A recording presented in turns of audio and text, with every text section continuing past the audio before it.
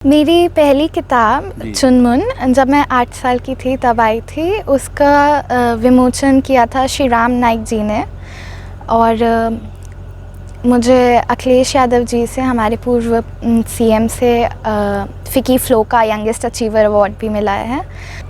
मेडलों की संख्या कितनी रही होगी? काफ़ी है। कमरा भर गया? कमरा तो नहीं, शेल्फ भर गई है हमारी एक दीवार की।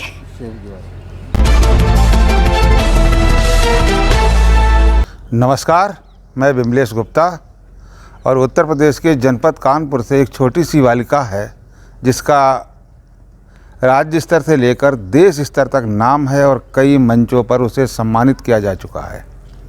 कभी उत्तर प्रदेश के मुख्यमंत्री रहे अखिलेश यादव ने उसे सम्मानित किया, भारत सरकार में कैबिनेट मंत्री रही मेनका गांधी ने उसे सम्मानित किया और उत्तर प्रदेश के पूर्व राज्यपाल राम नाईक जी ने भी उसकी पुस्तकों का विमोचन किया।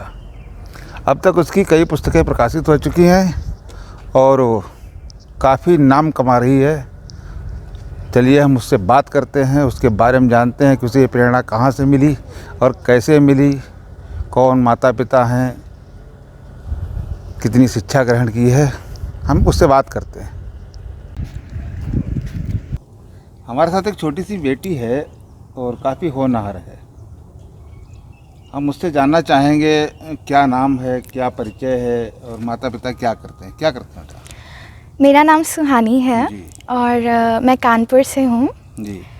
मेरे मम्मा हैं मिसेस रंजना यादव, वो एक रेडियो जॉकी हैं, और मेरे पापा का नाम है मिस्टर ब्रिजेंद्र सिंह, वो रेवेन्यू डिपार्टमेंट में हैं, गवर्नमेंट एम्प्लॉय हैं जी। मैं KVIIT में पढ़ती हूँ और क्लास 10th में। क्लास 10th में पढ़ती हैं जी। स्कूल क्या नाम बताया आपने? KVIIT, केंद्रीय विद्यालय IIT कानपुर। केंद्रीय विद्यालय कानपुर जी। आपकी बड़ा नाम सुन रखा है कि लेखन में, काव्य में, कविताओं में आपका बड़ा नाम है। कविताएं आप लिखती हैं? कविताएं लिखती हूँ जी। अच्छा, कितनी कविताएं लिख चुकी होंगी? बहुत सारी कविताएं लिखी हैं। मेरी 5 कविताओं की बुक आ चुकी है। पहली मेरी बुक थी चुनमुन, फिर उसके बाद सुहानी कविताएं आई और फिर आई सारेगामापा, जिसमें मैंने जिसकी मैं संपादक हूँ। मैंने अपने दोस्तों के साथ मिलकर उनकी कविताएं संपादित की हैं। और भाव कलश एक साझा संकलय है जिसमें मेरी काफ़ी बड़े बड़े राइटर्स के साथ मेरी भी पोएम्स आई हैं। और फिर अभी रिसेंटली मेरी आई है मैं भी गांधी। मैं भी गांधी जी। अच्छा, आपने किस पुस्तक का संपादन किया? सारेगामापा। अच्छा, उसमें अन्य कवि भी शामिल रहे होंगे? जी, उसमें मेरे दोस्त थे। अच्छा। मेरी उम्र के बच्चे हैं। सब बच्चों ने मिलकर एक पुस्तक का प्रकाशन किया। फिर आपकी 5 पुस्तकें प्रकाशित हो चुकी हैं जी। अच्छा, अब भविष्य की क्या है योजना आपकी? अभी तो जैसा मैंने बताया कि मैं 10th क्लास में हूँ, तो अभी मुझे पढ़ाई पे ज़्यादा फोकस करना है और कविता साथ में चलती रहेगी। और बड़े होके तो मुझे डॉक्टर बनना है। अच्छा, डॉक्टर बनना है जी। और डॉक्टर और साहित्य दोनों साथ साथ जी चलते हैं? चल सकते हैं। ऐसे मैं डॉक्टर रहूँगी और अपने खाली समय में कविताएं लिखेंगी जी। अच्छा, जो आपके अभी तक जो आपने 5 पुस्तकें प्रकाशित की हैं और काफ़ी कविताएं लिखी होंगी उनमें जी, सबसे प्रिय कविता कौन सी है? उसे आप सुनाइए। सबसे प्रिय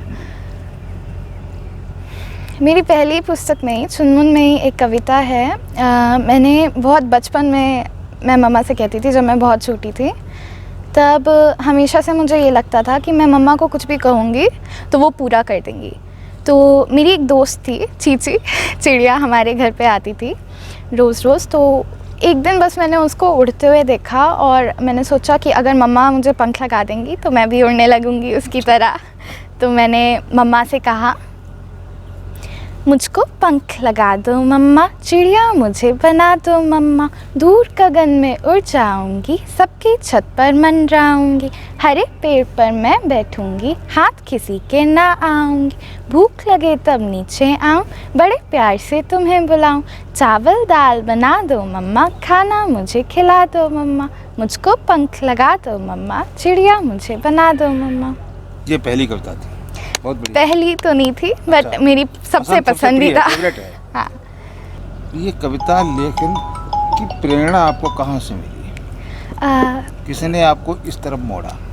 मैं जब बहुत छोटी थी तो मैं अपने नाना के साथ खेल खेल में छोटी छोटी कविताएं बनाती थी, छोटे छोटे राइम्स करती थी। और मम्मा जितनी बार वापस आती थी काम से, ऑफिस से जब वापस आती थी, तो मैं उनको सुनाती थी कि मम्मा मम्मा देखो मैंने नानू के साथ सॉन्ग बनाया।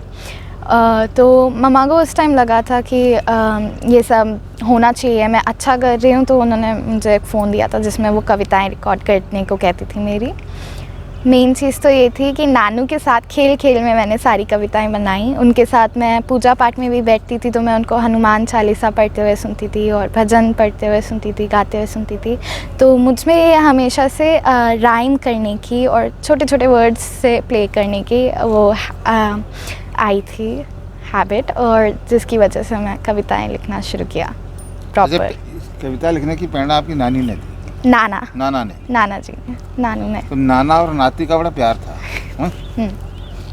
नाना बहुत प्यार करते थे? बहुत। इतना मुझे याद नहीं है तो, क्योंकि बहुत पुरानी टाइम की बात है। मेरी पहली बुक चुनमुन भी मैंने उन्हीं के मेमोरी में लिखी है। अच्छा, करी है नाना publish। नहीं है? नहीं। अच्छा बेटा एक बताओ, इसमें माता पिता आपका कोई विरोध तो नहीं करते, या पढ़ाई स्कूल में कोई डिस्टर्ब तो नहीं करता है? नहीं, ये मेरे लिए बहुत लकी रहा है कि मेरे पेरेंट्स इसके लिए बहुत सपोर्टिव हैं कि मुझे पसंद है तो वो मुझे करने देते हैं। और मम्मा तो बचपन से ही सपोर्ट पे रह रही हैं, उनकी वजह से ही मेरी पहली बुक पब्लिश हुई थी। उन्होंने ही जाके सारे पब्लिशर्स को ढूंढा, उनसे बात की, तब जाके चुनमुन आई थी। और पापा ने कभी मुझे ये नहीं कहा कि अगर मैं पढ़ रही हूँ तो सिर्फ पढ़ाई पे फोकस करूँ। उन्हें मेरी पोएम्स खुद पसंद आती हैं और वो मुझे एनकरेज करते हैं कि मैं और लिखूँ। तो अच्छा, आपकी बहुत छोटी सी उम्र है, घरेलू काम भी थोड़े बहुत करने पड़ते होंगे, और दूसरी बात पढ़ाई आजकल का भारी बस्ता जी जितना बच्चे का वजन है उससे ज़्यादा बस्ते का वजन है जी। और उसके साथ भी आप कविता लेखन, ये दोनों चीज़ें कैसे चल रही हैं? कविता कभी मेरे लिए काम में नहीं आया। अच्छा। तो वो हमेशा ऐसा रहा है कि मेरे पास फ्री टाइम है और मुझे खेलना है, तो कविता हमेशा मेरे लिए खेल रहा है। किसी काम की तरह मैंने नहीं लिखी है कोई भी कविता। काम भी करते रहे और मन में कविता भी आ गई। हाँ, और अगर कुछ भी आता है तो मैं सीधा सीधा जल्दी से लिख लेती हूँ, तो वो मेरे पास बना रहता है। अच्छा, मतलब फिर ये लिखती कहाँ है कापी किताब, जैसे काम कर रही कोई आप? अगर फ़ोन पास में है तो नोट्स ऐप में लिख लिया। अच्छा, कॉपी पास में पड़ी है तो कॉपी में लिख लिया। इधर उधर कहीं पर भी पड़े रहते हैं तो तभी ये संभव है। जी। बेटा एक बात बताओ, आजकल बाल गीत या बाल कविताएं बहुत कम आ रही हैं जी। और आप इस अपनी कविताओं के माध्यम से आने वाले जो बच्चे हैं आपसे छोटे छोटे और उनके गार्जियन, उनके माता पिता, उनके लिए कोई संदेश है आपकी तरफ से? बच्चों के लिए तो मैं बस इतना ही कहूँगी कि वो जो भी पसंद करते हैं उसे कभी ना छोड़ें। मम्मा पापा कई बार बच्चों को कहते हैं कि तुम पढ़ाई पे ज़्यादा ध्यान दो, स्पोर्ट्स मत खेलो, ये मत करो, वो मत करो, पढ़ाई अभी तुम्हारा मेन एम है। तो आई थिंक बच्चों को अपने पेरेंट्स को समझाना चाहिए कि उनकी पसंद भी कुछ है, और पेरेंट्स को भी ये बात समझनी चाहिए और अपने बच्चों को उनके एम्स में, पसंद की चीज़ों में सपोर्ट करना चाहिए, क्योंकि वो बच्चों को हैप्पी भी करते हैं और वो उस फील्ड में, पर्टिकुलर फील्ड में, चाहे फिर वो कविता हो या लिखना हो, किसी स्पोर्ट को खेलना हो, उसमें भी बेटर होते हैं। उसमें वो नाम कमाते हैं, और नाम कमा नहीं भी सकते हैं तो भी वो खुश होते हैं और उसमें अच्छा होते हैं अपनी तरफ से। जैसे बच्चे की जो रुचि है वो है, उसमें माता पिता को सहयोग करना चाहिए। जी। एक मैंने वीडियो देखा था, बहुत आपका छोटे बालपन का है जी। उसमें आप मुनव्वर राणा से मिल रही हैं। जी, मुनव्वर राणा जी से मिली थी। और बाद में एक वीडियो आया था, उत्तर प्रदेश के सीएम अखिलेश यादव से मिली। उत्तर प्रदेश की केंद्रीय पूर्व वन एवं पर्यावरण मंत्री मेनका जी से हम मिली जी। और उत्तर प्रदेश के पूर्व राज्यपाल राम नाईक जी से भी मिली। जी।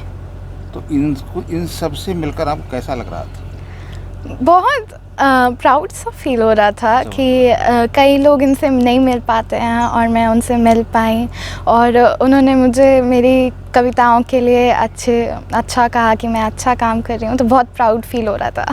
बड़ा गर्व महसूस हुआ। जी।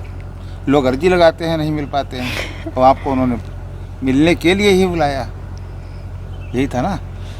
जैसे आम पब्लिक जाती है तो वहाँ पहले अपना नाम लिखाती है, फिर जाते हैं, लेकिन आपको उन्होंने सम्मानित करने के लिए खुद स्वयं बुलाया। मिलने के लिए तो मम्मा पापा ने भी एफर्ट्स किए थे। अच्छा बेटा, अभी तक आपको किस किस के द्वारा सम्मानित किया जा चुका है और किस किस के द्वारा आपकी पुस्तकों का विमोचन किया गया है?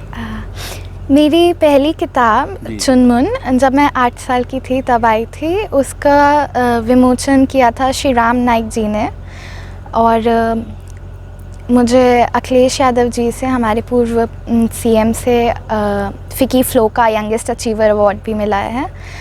और मेरी दूसरी पुस्तक जो थी सारेगामापा, वो मेनका गांधी जी ने विमोचन किया है उसका। अच्छा, जो लोकसभा सदस्य हैं। जी, और एनसीपीसीआर की तरफ से भी मुझे सम्मानित किया गया है और उनकी मीटिंग्स में भी बुलाया गया है, एजुकेशनल मीटिंग्स में। अच्छा, तो आपको काफ़ी मेडल मिल चुके हैं? ट्रॉफी मिले हैं। मेडलों की संख्या कितनी रही होगी? काफ़ी हैं। कमरा भर गया? कमरा तो नहीं, शेल्फ भर गई है हमारी एक दीवार की।